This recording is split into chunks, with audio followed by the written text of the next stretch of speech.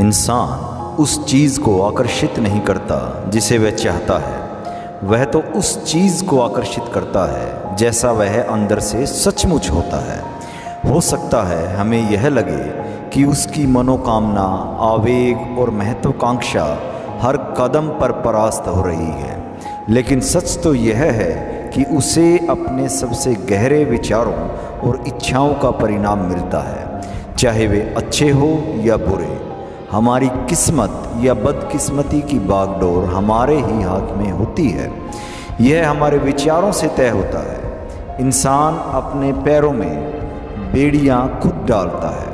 विचार और कर्म तकदीर के जेलर हैं। यदि विचार और कर्महीन हों तो वे इंसान को कैद कर लेते हैं, और अगर वे उदात्त हो तो वे इंसान को मुक्त कर देते हैं। अगर यह सच है तो फिर हम परिस्थितियों के खिलाफ संघर्ष क्यों करते हैं? देखिए, इंसान लगातार दिल में गोपनीय कारण पालता रहता है, लेकिन उनकी वजह से बाहर उत्पन्न परिणामों के खिलाफ लड़ता रहता है। यह अंदरूनी गोपनीय कारण कोई दुर्गुण या अचेतन कमजोरी हो सकती है।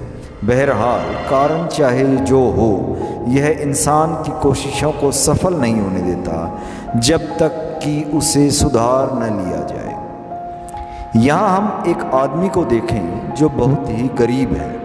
वह अपने परिवेश और घरेलू सुख सुविधाओं को बेहतर बनाने की बहुत चिंता करता है, लेकिन इस दौरान वह अपनी नौकरी में काम चोरी करता है, मक्कारी करता है और अपने मालिक को धोखा देता है। वह यह मानकर चलता है कि अगर उसका मालिक उसे कम वेतन दे रहा है तो काम चोरी करना और मालिक को धोखा देना पूरी तरह जायज़ और तर्कसंगत है। ऐसा आदमी सच्ची दौलत के सिद्धांतों की बुनियादी बातें ही नहीं समझता है। वह आलसी, धोखेबाज और घटिया विचारों को लगातार सोचकर और उनके अनुरूप निरंतर काम करके और भी ज़्यादा गरीबी को अपनी ओर आकर्षित कर रहा है। वह इस बात को नहीं समझता है कि अगर वह अपने जीवन में सकारात्मक चीज़ें चाहता है तो यह काम कभी नकारात्मक विचार रखकर नहीं किया जा सकता। इसलिए आपको यह सूत्र हमेशा याद रखना चाहिए।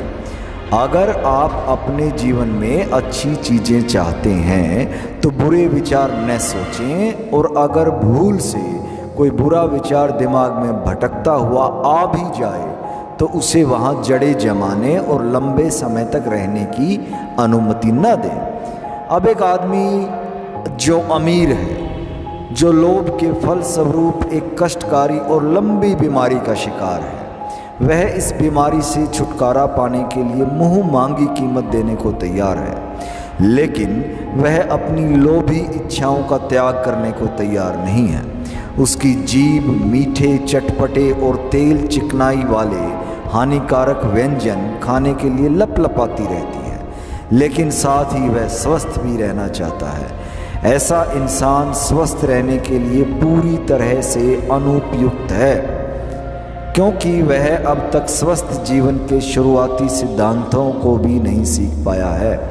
यह मज़दूरों का एक मालिक है जो चालबाजी करके और छल कपट से अपने मज़दूरों को सरकारी न्यूनतम वेतन से भी कम वेतन देता है, क्योंकि उसे लगता है कि इस तरह उसे ज़्यादा लाभ होगा। ऐसा इंसान दौलत के लिए पूरी तरीके से अनुपयुक्त है, और जब वह दिवालिया होता है, प्रतिष्ठा में भी और दौलत में भी, तो वह परिस्थितियों को दोष देता है। वह इस बात को नहीं जानता कि वह खुद ही अपनी परिस्थितियों का एकमात्र लेखक है, और अगर उसके जीवन की कहानी दुखांत है तो इसे दुखांत उसी ने बनाया है। मैंने यहाँ जो 3 प्रकरण बताए हैं वे इस सत्य के उदाहरण हैं कि मनुष्य ही अपनी परिस्थितियों का निर्माता है, और हालांकि उसका उद्देश्य अच्छा होता है, लेकिन इस उद्देश्य को पाने की राह में बाधाएं वह खुद ही खड़ी करता है। वह ऐसे विचारों और इच्छाओं को प्रोत्साहित करता है जो उसके लक्ष्य या उद्देश्य के तालमेल में नहीं होती, इसलिए वह उस लक्ष्य को हासिल नहीं कर पाता।